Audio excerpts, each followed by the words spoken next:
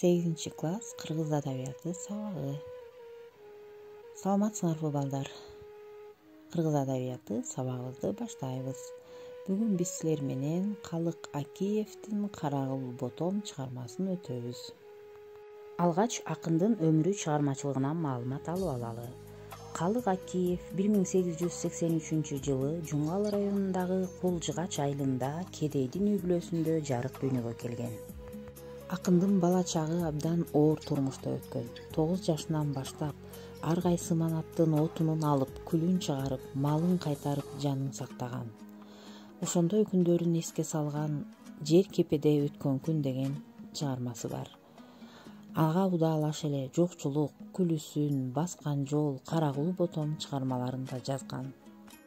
Акындын калемине таандык көптөгөн чыгармалары бар. Калык Акиев 1926-жылы драм театрда, ал эми 1936-жылы филармонияда артист болуп иштеген. Бир нече айылдарды кыдырып, элдин рухун көтөргөн. Бүгүн биз ушул Калык Акиевдин чыгармаларынын ичинен Карагул ботом аттуу чыгармасы менен таанышабыз. Ботом уулум дегенди түшүндүрөт. Акындын бул чыгармасы адам баласы менен жаратылыштын өз ара мамилесин көрсөтөт. Бир чалдын 5 уулу болгон экен. Экөө атышып жоодо өлсө, экөө доодо өлүптүр. Жалгыз Карагул тирүү калган экен. Бир чети балдарынын кайгысын тартып, күйүтүнө чыдай албаса, экинчиден өзүнүн көнүп алган кесибин мергенчи тыштай албайт. Мылтыгын көтөрүп тоого чыгып кетет.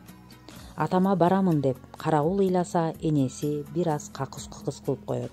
Бала энесине таарынып, айтпастан энеси тигип берген элик тонун кийип алып, атасынын артынан издеп жөнөйт.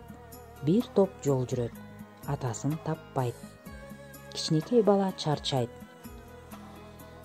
Уйкусу келип, талыкшып, арчанын түбүнө жатып, уктап калат. Карагулдун ошол күнү эмнегедир жолу болбой келе жатып, эликтин баласы экен деп, өзүнүн баласын, башкача айтканда Карагулду атып алат. Айласы кеткен мергенчи чал баласы өлгөндөн кийин мындай деп кошок кошкон экен. Карагул кулунун ботом, убайым тартып курудум ботом.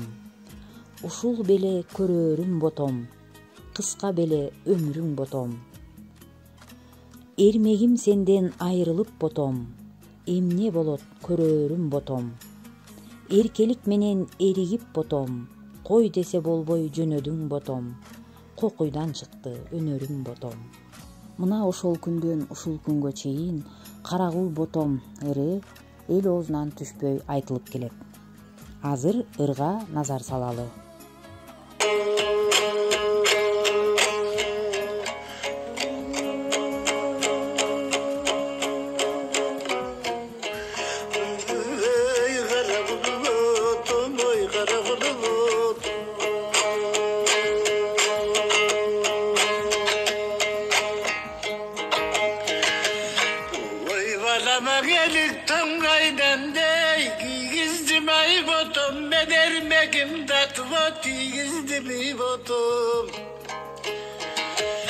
Erecegedo çıkarda, yine tağa kızmat kıdarda mamintimen, tada da güygüzdün aybotum. Oy güygüze turgan bulgun son, jaratkan bul gülgündü da kaydan süygüzdün aybotum.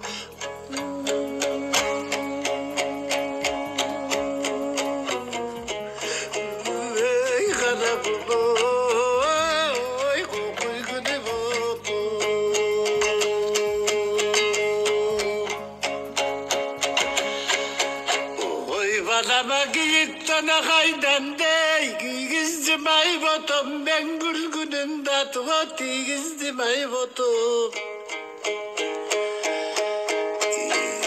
Ey güze turgan bulgunsun, kağıda encarat kaday bul gülgündü da kaydan süygüzdüm ay botum.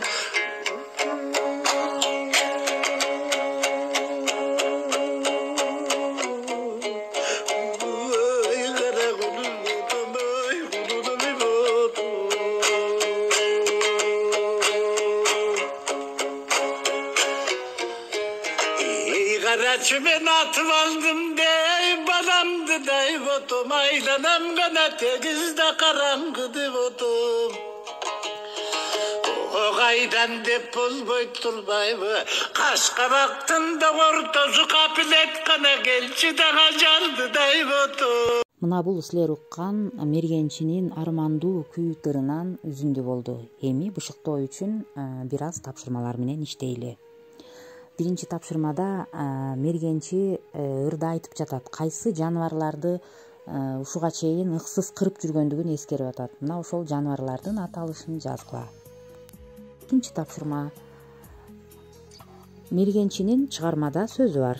Койбой жүрүп мергенди ботом, кокуйдан чыкты өнөрүм ботом. Мына ушул мергенчинин айткан сөзүн чечмелегиле.